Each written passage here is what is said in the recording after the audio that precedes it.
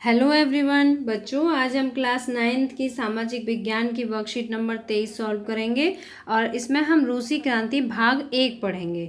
तो इसमें part 2 Europe में समाजवाद व रूसी क्रांति के बारे में जानेंगे। ठीक है, ये पार्ट 2 है आपकी पुस्तक का, इतिहास की पुस्तक का पार्ट 2 है। ठीक है, तो स्टार्ट करते हैं। सबसे पहले मैं आपको एंट्रीज बता दूं। आपको अपना नाम लिखना है, अपने टीचर का नाम लिखना है, दिनांक डालना है 27 अगस्त 2020। तो स्टार्ट करते हैं।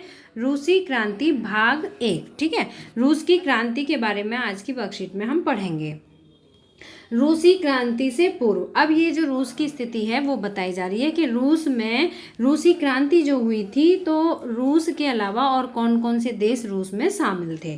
तो देखिए, रूसी साम्राज्य में रूस के अलावा आज का फिनलैंड अलग देश है, लातविया, लिथुआनिया, एस्तोनिया तथा पोलैंड, यूक्रेन व बेलारूस के कुछ हिस्से, जॉर्जिया, आर्मेनिया और अजरबैजान शामिल थे। तो ये जो राष्ट्र हैं ये सभी रूस में शामिल थे। ठीक है, ये आपको याद रखने हैं कौन कौन से हैं, एक बार फिर से पढ़ लेते हैं। Finland, Latvia, Lithuania, Estonia, Poland और यूक्रेन। इसके अलावा बेलारूस के कुछ हिस्से, जॉर्जिया, आर्मेनिया और अजरबैजान। तो ये सभी आपको बहुत अच्छी तरह से याद रखने हैं। अब आगे चलते हैं, रूस की स्थिति के बारे में समझेंगे कि रूस की जो जनता थी उसकी कैसी स्थिति थी।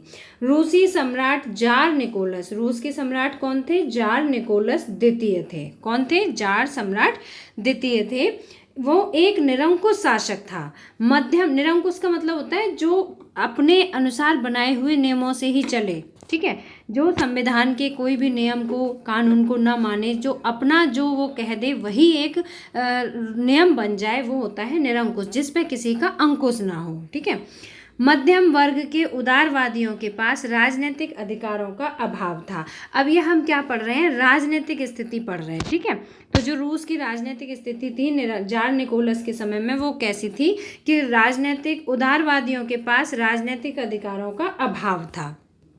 ये पॉइंट्स आपको साथ के साथ याद करते हुए चलना है। ठीक है, राजनीतिक दल रूस में अवैध थे, मतलब राजनीतिक दल कोई नहीं बना सकता था। जैसे आज हमारे भारत देश में बहुत सारे राजनीतिक दल हैं।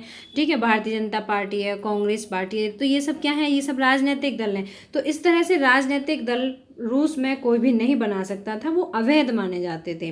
85% आबादी कृषि कार्य से जुड़ी हुई थी, और कृषि कार्य कितने लोग कर रहे थे? 85% कर रहे थे।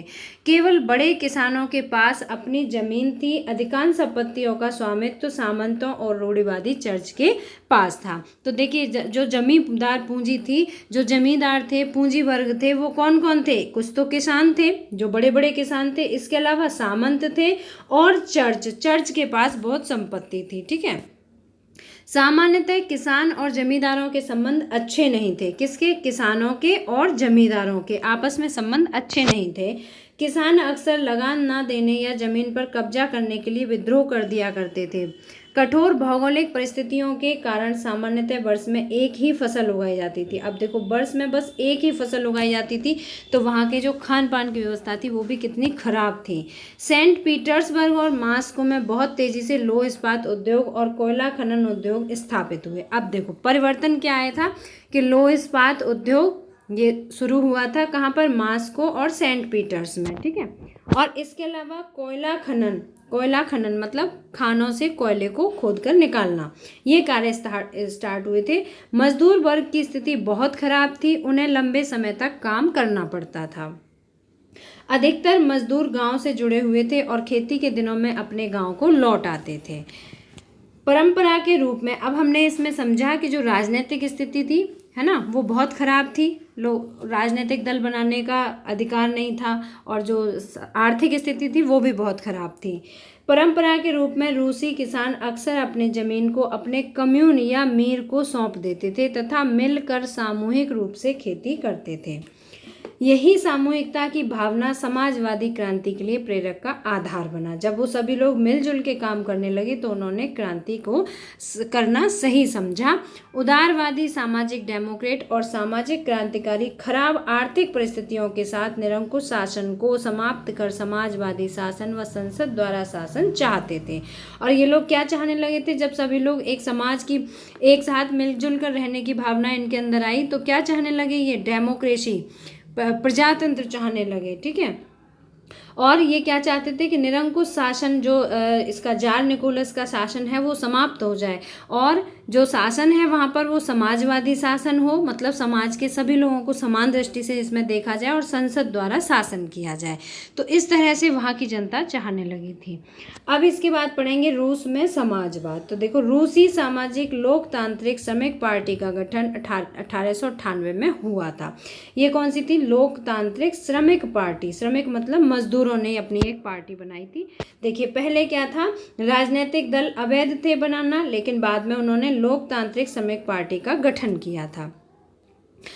किसानों ने भी 1900 में समाजवादी क्रांतिकारी पार्टी का गठन किया। 1903 में रूसी लोकतांत्रिक श्रमिक पार्टी बोल्शेविक बहुमत और मेंशेविक अल्पमत में विभाजित हो गई। फिर क्या हुआ, ये जो श्रमिक पार्टी थी ये दो भागों में बट गई। कौन सा था? पहला भाग बोल्शेविक था जिसमें बहुमत था, मीन्स अधिकतर श्रमिक थे इस भाग में, और दूसरा था मेंशेविक जिसमें अल्पमत था, मतलब कुछ ही श्रमिक इस पार्टी में, इस दल में थे। ठीक है, तो इस तरह से ये रूस में समाजवाद की भावना पनपी थी। इसके बाद अब हम देखते हैं खूनी रविवार और 1905 की क्रांति। अब देखिए, खूनी रविवार अशांत समय के दौरान जब परिवर्तन की मांग की गई थी, तब श्रमिकों का एक जुलूस जार के शीतकालीन महल में पहुंचा। श्रमिकों का जुलूस था, कहाँ पहुंचा था? जार के महल में। और जार कैसा था? निरंकुश शासक था, वो अपनी शक्तियाँ, उसमें सर्वोच्च शक्ति थी, वो शासक था और निरंकुश था। तो जुलूस पर पुलिस द्वारा हमला किया गया। जब जार ने ऑर्डर किए तो जो वहाँ की पुलिस थी उसने श्रमिकों पर हमला किया। 100 से अधिक कार्यकर्ता मारे गए। इसे खूनी रविवार के नाम से जाना जाता है। बच्चों, ये बहुत इंपॉर्टेंट है, आप इसे याद रखना, ये में भी कि एग्जाम में भी आपसे पूछा जा सकता है। ठीक है, तो क्रांति के दबाव में जार ने एक निर्वाचित संसद ड्यूमा के निर्माण की अनुमति दे दी। कभी कभी ये भी पूछा जाता है कि ड्यूमा, जो 4 ऑप्शन वाले क्वेश्चन आते हैं उसमें, कि ड्यूमा क्या है? तो ड्यूमा है संसद है। ठीक है, अब आगे चलते हैं। प्रथम विश्व युद्ध का रूस पर बुरा असर पड़ा। कौन सा? प्रथम विश्व युद्ध का। जर्मनी और ऑस्ट्रिया ने रूसी सेना बुरी तरह से हार गई थी। जर्मनी और ऑस्ट्रिया में रूसी सेना बुरी तरह से हार गई थी। 1914 से 1917 के बीच युद्ध में खेती और उद्योगों पर भी गंभीर प्रभाव पड़ा। मजदूरों की कमी हो गई और सेना को खिलाने के लिए अनाज की बड़ी आपूर्ति भेजी जाती थी, जिससे आम लोगों के लिए अनाज की भारी कमी हो गई। अब देखो, जो युद्ध हुआ था उसके बाद क्या हुआ था कि उद्योगों पे असर पड़ा था। ठीक है, जो उद्योग थे, खेती पर असर पड़ा, उद्योगों पर असर पड़ा, मजदूरों की कमी हो गई, अनाज की भी कमी हुई, क्योंकि अनाज केवल सेना के लिए भेजा जाता था।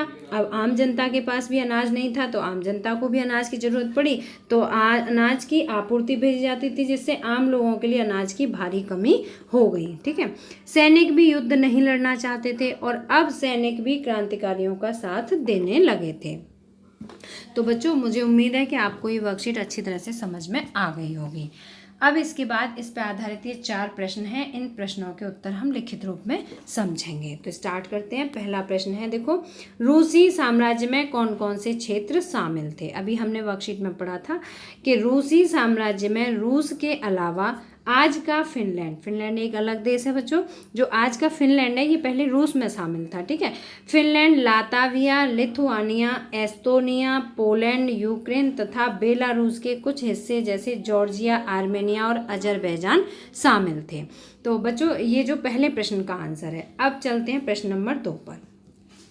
रूसी क्रांति से पूर्व रूसी साम्राज्य की सामाजिक व राजनीतिक दशा कैसी थी? अभी हमने वर्कशीट को पढ़ा और समझा कि रूस की सामाजिक और राजनीतिक दशा कैसी थी। तो आंसर देखो, रूसी क्रांति से पूर्व रूस में जार निकोलस द्वितीय का शासन था और वह एक निरंकुश शासक था। हमने अभी पढ़ा था कि वह एक निरंकुश शासक था, मतलब जिस पे किसी का कोई अंकुश ना हो।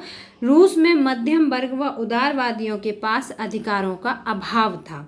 जो मध्यम वर्ग था और जो उदारवादी थे उनके पास अधिकार नहीं थे। ठीक है, राजनीतिक दल बनाना अवैध माना जाता था। कोई भी व्यक्ति राजनीतिक दल नहीं बना सकता था। अगर सामाजिक जीवन देखें तो, क्योंकि अभी हमने पढ़ा इसमें सामाजिक और राजनीतिक दशा, तो पहले हमने इसमें राजनीतिक दशा बताई। अब सामाजिक जीवन देखें तो 85% आबादी कृषि कार्य में लगी हुई थी। ठीक है, रूसी सामंतों व रूढ़िवादी चर्च का अधिकांश संपत्तियों पर स्वामित्व था। इसके अलावा इसी प्रकार रूसी जनता की सामाजिक व राजनीतिक तथा आर्थिक दशा भी बहुत खराब थी। तो इस तरह से इसमें हमने जाना कि जो रूस की स्थिति थी, ठीक है, वो कैसी थी जब जार निकोलस के समय में बहुत खराब थी। क्यों? क्योंकि वो एक निरंकुश शासक था। तो जब निरंकुश होता है राजा, तो वो अपने अधिकारों को ही सर्वोच्च समझता है, अपने जो उसने कह दिया वही सर्वोच्च अधिकार बन जाता है, वही नियम बन जाता है। ठीक है, तो वहाँ की जो मध्यम वर्ग की जनता थी उसके पास अधिकार ही नहीं थे और राजनीतिक दल भी नहीं बनाए जा सकते थे। इसके अलावा वहाँ की जो संपत्ति थी उस पर स्वामित्व किसका था? रूढ़िवादी चर्च का और सामंतों का था। ठीक है, तो इस तरह से सामाजिक, राजनीतिक और आर्थिक दशा, तीनों ही दशा बहुत खराब थी। बच्चों, प्रश्न में पूछा गया है सामाजिक और राजनीतिक दशा कैसी थी, तो हमने इसमें बताया सामाजिक और राजनीतिक दशा। अगर आर्थिक दशा भी पूछी जाए तो आप ये लिख सकते हैं। ठीक है, तो इस तरह से पहला और दूसरा प्रश्न हुआ। अब हम चलते हैं तीसरे प्रश्न की ओर। तीसरा प्रश्न है, फ्रांसीसी क्रांति तथा रूसी क्रांति में आप क्या दो अंतर और दो समानताएं देख पाते हैं? संक्षेप में लिखिए। अब आपको बताना है, हमने अभी पढ़ा था रूसी क्रांति के बारे में। ठीक है, तो हम रूसी क्रांति और फ्रांसीसी क्रांति के बीच में दो अंतर लिखेंगे। बच्चों, मैं आपसे एक बात और कहना चाहूँगी कि जो हम वर्कशीट पढ़ते हैं, इसे आप पूरी वर्कशीट को ध्यान से एक बार सुनो, समझो और सेकंड टाइम में आप प्रश्नों के उत्तर लिखो, जिससे आपको ये परमानेंट नॉलेज हो जाए। क्योंकि आज की जो ऐसी स्थिति है, अभी तक स्कूल ओपन नहीं हुए हैं और आपको परमानेंट नॉलेज की ज़रूरत है। आपको बहुत ज़्यादा मेहनत की ज़रूरत है, लेकिन बहुत मेहनत, अगर आप वीडियो बहुत ध्यान से सुनेंगे तो आपको मेहनत ज़्यादा नहीं करनी पड़ेगी और नॉलेज ज़्यादा मिलेगी। ठीक है, जो आपका सिलेबस है वो मैक्सिमम वीडियोस के थ्रू कवर कराया जा रहा है, जो भी वर्कशीट आ रही है उसके थ्रू कवर कराया जा रहा है। तो इसलिए आप वीडियोस को 2 बार ज़रूर देखें। ठीक है, फ्रांसीसी क्रांति व रूसी क्रांति में दो अंतर। अब देखिए, इसमें सबसे पहले पूछा गया है दो अंतर बताने, फिर दो समानताएं। तो पहले मैं आपको दो अंतर बताती हूँ।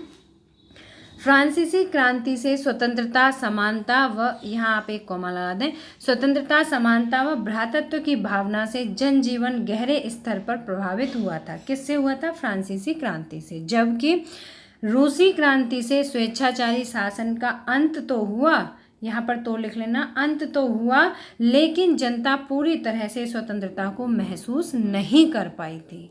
ठीक है, जो फ्रांसीसी क्रांति थी, इसके बाद क्या हुआ? जनजीवन बहुत प्रभावित हुआ था। रूसी क्रांति से भी प्रभावित हुआ था, लेकिन जनता अधिक उस स्वतंत्रता को महसूस नहीं कर पाई थी। तो ये पहला अंतर था। दूसरा अंतर देखिए, फ्रांसीसी क्रांति को पूरे विश्व के इतिहास में मील का पत्थर कहा जाता है। ठीक है, मील का पत्थर कहा जाता है। जबकि रूसी क्रांति ने रूस और कुछ ही पास के राज्यों को प्रभावित किया था। इसका मतलब है कि जो फ्रांसीसी क्रांति हुई थी, इससे पूरा देश पूरा विश्व प्रभावित हुआ था। देश नहीं, पूरा विश्व प्रभावित हुआ था। जबकि रूसी क्रांति से प्रभावित तो हुआ था, लेकिन जो पास के ही देश थे वही ज़्यादा प्रभावित हुए थे। क्योंकि जब रूसी क्रांति, अभी हमने वर्कशीट में पढ़ा था कि रूसी क्रांति होने से पहले कुछ और देश भी रूस में शामिल थे, लेकिन क्रांति होने के बाद क्या हुआ? वो उन देशों का अपना अलग अस्तित्व हो गया। ठीक है, तो उन देशों को स्वतंत्रता मिल गई। अब नेक्स्ट पढ़ते हैं हम दो समानताएं। इसमें पूछा गया है दो अंतर और दो समानताएं। तो पहली समानता है, दोनों क्रांतियों ने निरंकुश, एकतंत्री और स्वेच्छाचारी शासन का अंत किया। ठीक है, निरंकुश, एकतंत्री, एकतंत्री मतलब एक तंत्र, जैसे राजा ने कहा उसी के अकॉर्डिंग पूरा शासन तंत्र चलता है, तो उसे एक तंत्र कहा जाता है। और स्वेच्छाचारी मतलब अपनी इच्छा के अनुसार राजा जो नियम बना देता है वही नियम। और निरंकुश मतलब जिस पर किसी का अंकुश ना हो। तो इन सभी का अंत हो गया दोनों क्रांतियों से। आप दोनों क्रांतियों की जगह रूसी क्रांति और फ्रांसीसी क्रांति भी लिख सकते हैं। दूसरा देखिए, मजदूरों की स्थिति में सुधार आया। ठीक है, अभी हमने पढ़ा था मजदूरों ने एक श्रमिक संगठन भी बनाया था। तो पहले तो उन्हें अधिकार ही नहीं था कोई भी संगठन बनाने का, और बाद में उन्होंने अपनी स्थिति में इतना सुधार ला दिया कि वो अपना एक दल बना पाए। अब एक और मैं इसमें बता देती हूँ, शक्ति मध्यम वर्ग के हाथों में भी आई थी। ठीक है, मध्यम वर्ग के हाथों में शक्ति आ गई थी, क्योंकि फिर एक तंत्र खत्म हो गया था। तो जब सभी समानता के स्तर में आने लगे, तो जो मध्यम वर्ग था, जो मध्यम वर्ग का उत्थान हुआ था। ठीक है, जो मजदूर वर्ग था वो मध्यम वर्ग में परिवर्तित हुआ और उसके हाथ में भी कुछ शक्ति आ गई थी। तो इस तरह से जो रूसी क्रांति और फ्रांसीसी क्रांति है, इसकी 2 समानताएं और 2 अंतर हैं। अब चलते हैं नेक्स्ट क्वेश्चन की तरफ। युद्ध के किसी देश की जनता पर क्या प्रभाव पड़ सकते हैं? बच्चों, जब युद्ध होता है किसी देश में तो उसके अच्छे परिणाम नहीं निकलते, हमेशा युद्ध बहुत ही भयंकर परिणाम लेकर आता है। ठीक है, तो पहला देखिए, समस्त मानव जाति संकट में आ जाती है। जब युद्ध होता है तो क्या होता है, मानव जाति संकट में आ जाती है। और संकट में किस तरह से कि युद्ध करना पड़ता है, जो सीमा पर लड़ते हैं वो संकट में होते हैं, उनकी जान संकट में होती है, उनके साथ जो परिवार जुड़े होते हैं वो भी संकट में होते हैं, और उनके जो शुभ चिंतक होते हैं वो भी संकट में होते हैं। इस तरह से कुल मिला के पूरी मानव जाति संकट में आ जाती है। दूसरा देखिए, जन धन की हानि होती है। हमेशा जब युद्ध होता है तो लोग मारे जाते हैं और धन का भी अपार क्षति होती है। प्राकृतिक व मानव संसाधनों की क्षति होती है, प्राकृतिक संसाधनों की भी क्षति होती है। ठीक है, और मानव संसाधनों की भी क्षति होती है। इसके अलावा समय का नष्ट होना, समय नष्ट होता है युद्ध करने से। देश पर आर्थिक संकट आता है। नेक्स्ट, महंगाई की वृद्धि होती है, महंगाई बढ़ती है, युद्ध होता है तो महंगाई की वृद्धि होती है। शिक्षा व चिकित्सा जैसी बुनियादी चीज़ों का अभाव हो जाता है। ठीक है, नेक्स्ट है भोजन वस्त्र आदि मूलभूत चीज़ों का भी अभाव होता है। ठीक है, लास्ट पॉइंट है इसका, राष्ट्र की स्थिति पतन की ओर जाती है। तो बच्चों, ये आपकी वर्कशीट सॉल्व हुई। अगर आपको पसंद आई हो तो लाइक शेयर ज़रूर करना, और अगर अभी तक आपने सब्सक्राइब नहीं किया तो सब्सक्राइब का बटन ज़रूर टच करना और बेल आइकन टच करना, जिससे आपको आने वाले सभी वीडियोज़ का नोटिफिकेशन मिल जाए। तो मिलते हैं फिर नेक्स्ट इसी तरह के एजुकेशनल वीडियो में। Till then bye bye, good luck to all of you.